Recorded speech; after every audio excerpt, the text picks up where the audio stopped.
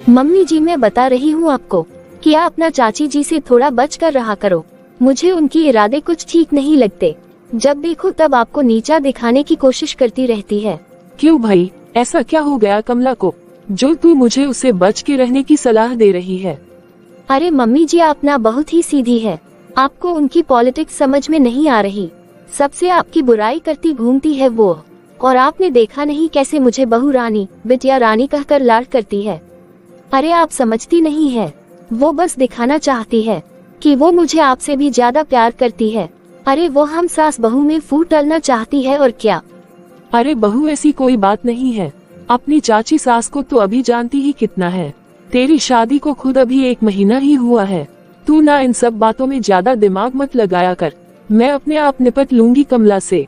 वैसे जितना तू बता रही है ना, वो दिल की उतनी बुरी भी नहीं है। मैं तो आपकी भलाई के लिए आपको समझा रही थी मम्मी जी। बाकी आपकी मर्जी, मुझे क्या। फिर गुंजा के जाने के बाद इस बहू को तो हर बात में गोल गोल बातें करने की आदत हो गई है। इसकी बातें सुनूंगी तो रोज घर में लाठी बजेगी। अब बताओ मेरी देवरानी कैसी है, ये मुझे इस कल की आए बहू से समझना पड़ेगा क्या? अरे भाभी, आप कितनी अच्छी है। पूरा दिन घर के काम और सबकी सेवा सत्कार में ही लगी रहती है, लेकिन इतना करने के बाद भी आपको कोई भलाई नहीं देता। गुंजा, क्या बात है, साफ साफ बताओ ना, किसके बारे में बात कर रही हो? कौन भलाई नहीं देता भला? अब भाभी, छोटा मुंह बड़ी बात। मैं कुछ कहूँगी तो ये हो जाएगा कि गुंजा ने बात इधर से उधर कर दी, इसलिए आप मुझसे ना ही पूछो तो बेहतर होगा। अरे गुंजा, बताओ ना क्या बात है। किसी ने कुछ कहा क्या मेरे बारे में? हाँ भाभी, जिस तरह से आप इस घर की बहू है, वैसे ही मैं भी इस घर की बहू हूँ।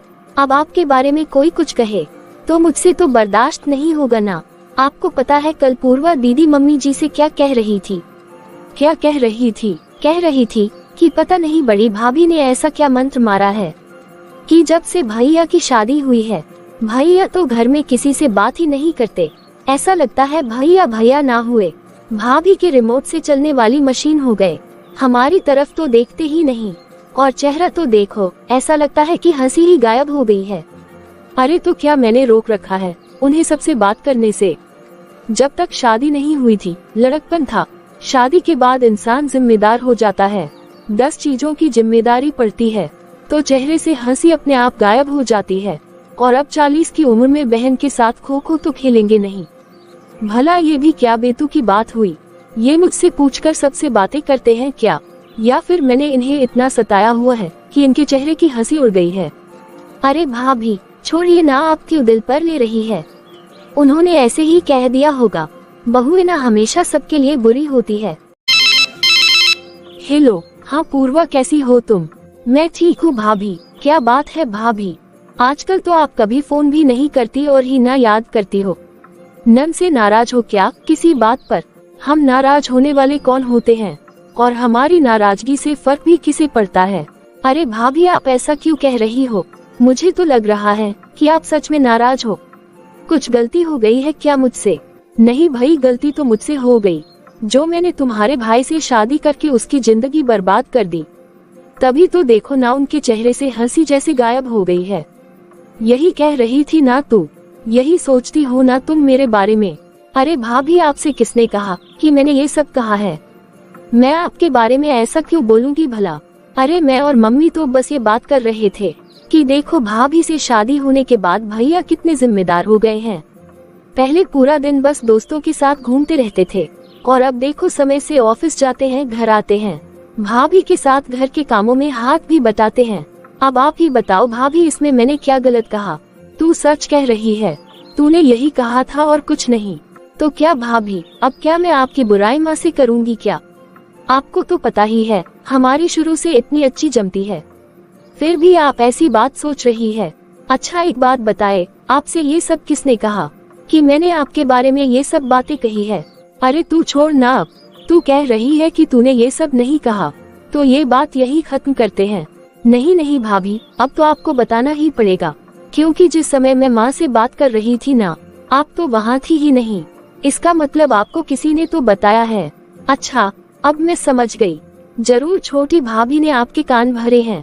ठीक कहा ना मैंने? हाँ, उसी ने मुझे बताया है कि तुम माँ से मेरे बारे में ऐसी बातें कर रही थी। अरे भाभी, बड़ी आग लगाओ है ये छोटी भाभी, आप उनकी बातों में मत आना, और आगे से आपसे कुछ भी कहे तो एक बार फोन करके ना आप मुझसे क्रॉस वेरीफाई जरूर कर लेना। अब मैं आपको बताऊं, सिर्फ आपसे ही नहीं, मुझसे भी आपके बारे में पता नहीं क्या क्या कह रही थी। उन्होंने कहा कि आप मेरे बारे में कहती हो कि मैं जब भी मायके आती हूँ तो मैं अपना हुक्म चलाती हूँ, धौंस जमाती हूँ, और इतना ही नहीं जबरदस्ती भाइयों की जेब काटती हूँ। पहले तो मुझे भी बहुत दुख हुआ कि आप मेरे बारे में ऐसा सोचती हो, लेकिन अब मैं समझ गई हूँ ये ना छोटी भाभी की लगाई हुई आग है। पता नहीं क्या मजा आता है उनको सबके कान भरने में। अरे ये तो बड़ी गंदी आदत है उसकी, उसका बस में आए तो बंदा रोज घर में लड़ाई करता बैठे। ठीक है, तू फोन रख, लगता है माँ जी से इसकी शिकायत करनी ही पड़ेगी। हाँ ठीक है भाभी, आप माँ से बात करो, मैं फोन रखती हूँ। फिर बड़ी बहू गुस्से में अपनी सास के पास जाती है। देख रही है माँ जी आपकी छोटी बहू के कारनामे, आपको पता भी है क्या कांड किया है उसने। अरे भाई ऐसा क्या कर दिया छोटी ने बड़ी बहू? बस आप ये समझिए माँ जी कि वो दिन दूर नहीं कि जब हमारे घर में महाभारत छेड़ेगी। बस आज तो झगड़ा होते होते बाल बाल बचा है। क्यों, ऐसा क्या हुआ? माँ जी, गुंजा ने पूर्वा को मेरे खिलाफ ना जाने क्या पढ़ा दिया, और इतना ही नहीं मुझे भी पूर्वा के लिए उल्टी पट्टी पढ़ाई हुई थी, सो अलग। मुझे तो पहले ही इस बात का डर था। अरे तुम दोनों की क्या बात करूं, इसने तो मुझे भी नहीं बख्शा। कभी तुम्हारी बुआ की तो कभी चाची की बुराइयां लेकर बैठ जाती है मेरे सामने, और मौका ढूंढती है कि मेरे मुंह से कुछ उल्टा सीधा निकल जाए तो जाकर फिर बुआ और चाची से मेरे बारे में चुगली करें। मैं तो शुरुआत में ही इसका नेचर समझ गई थी, इसलिए ना ज्यादा देर इसको अपने पास बैठने ही नहीं देती। जैसे ही ये चुगली करने का काम शुरू करती है, मैं इसे कोई काम बताकर रफा दफा कर देती हूँ। लेकिन ये तो गलत बात है ना माँ जी, इस तरह से तो घर में फूट पड़ जाएगी। आप बात करिए ना देवर जी से, इस घर की एकता और शांति को हम इस तरह से बर्बाद नहीं होने दे सकते।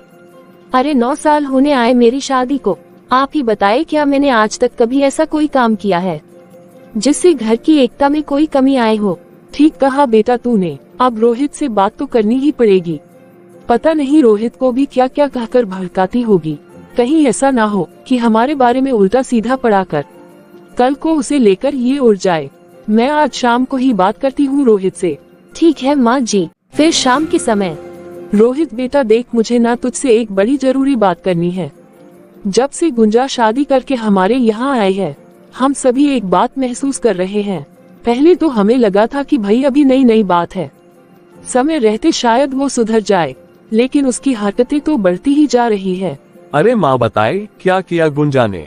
बेटा तेरी पत्नी ना बातों को इधर से उधर किया करती है, इतना ही नहीं झूठी सच्ची बातें कहकर सबको उकसाती है कि बस किसी तरह झगड़ा हो जाए। मुझसे तेरी चाची के बारे में भड़काने वाली बात करती है, और तेरी भाभी से तेरी बहन के बारे में।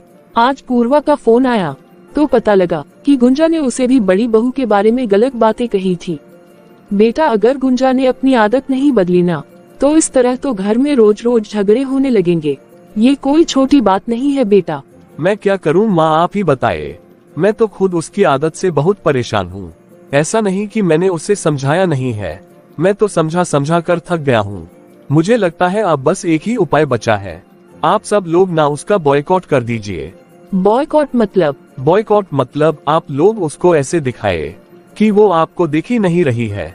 वो आपके सामने आकर चाहे लाख बातें करे, जितना मर्जी माँ जी चिल्लाए, लेकिन आपको ऐसे इग्नोर करना है कि आपके सामने गुंजा है ही नहीं।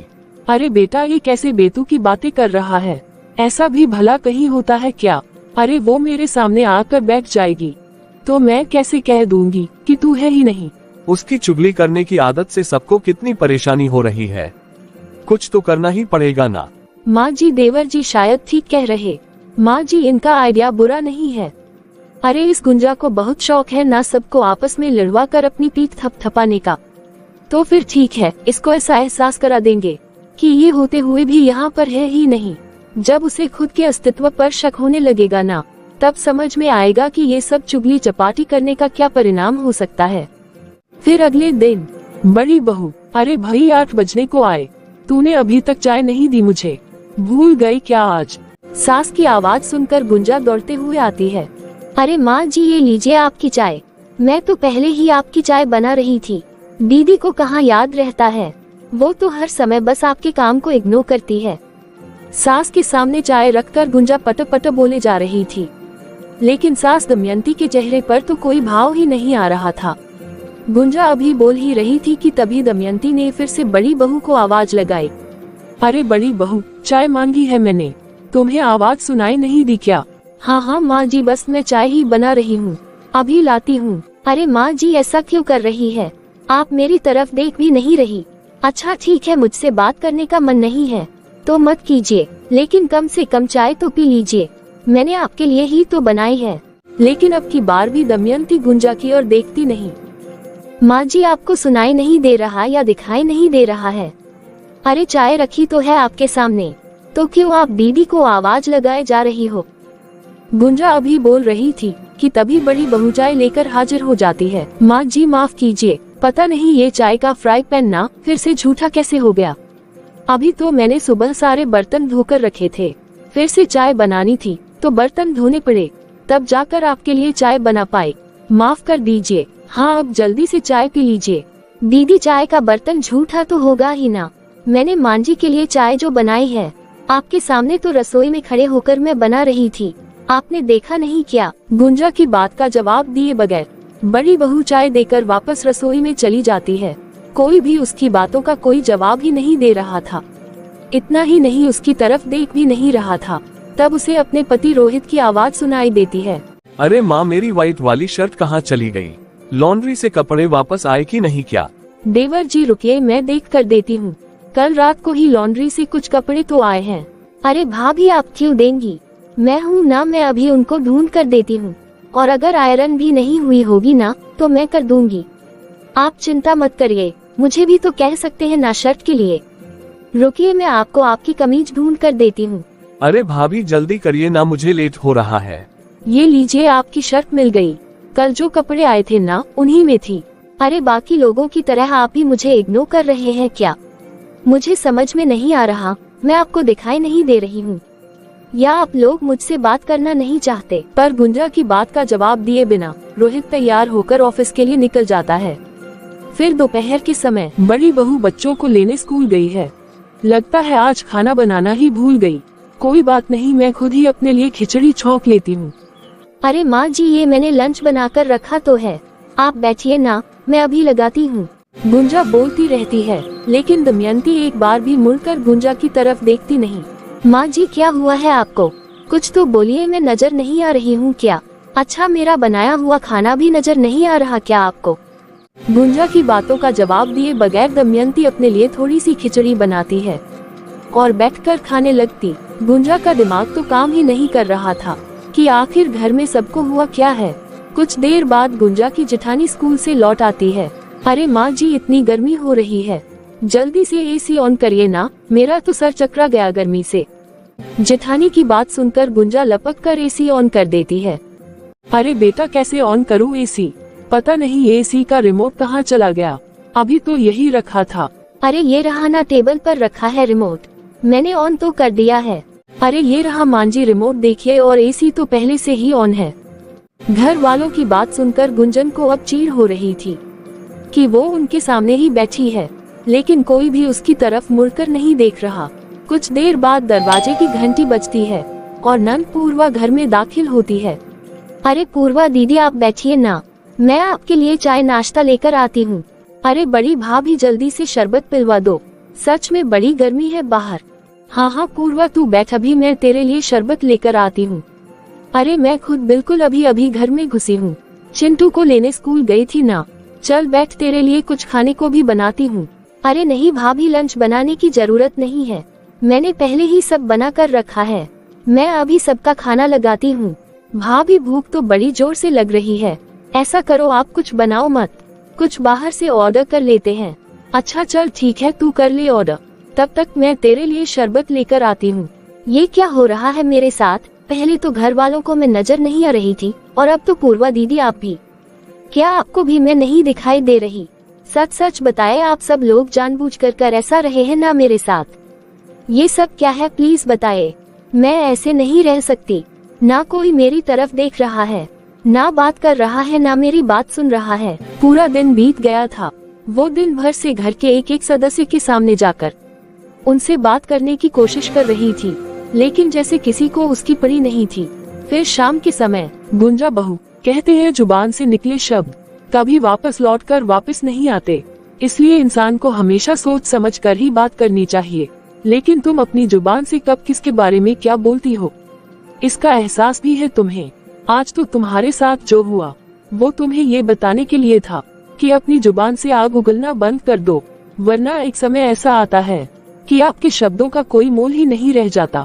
ये तुम्हारे लिए बस एक चेतावनी थी। अब भी अगर तुम्हारे में सुधार नहीं आया ना, तो अगली बार पछताने का भी मौका नहीं मिलेगा। एक दिन के बॉयकॉट से ही गुंजा का दिमाग बिल्कुल ठिकाने पर आ गया था और उसने आगे से किसी के भी बारे में अनाप शनाप ना बोलने की कसम खा ली।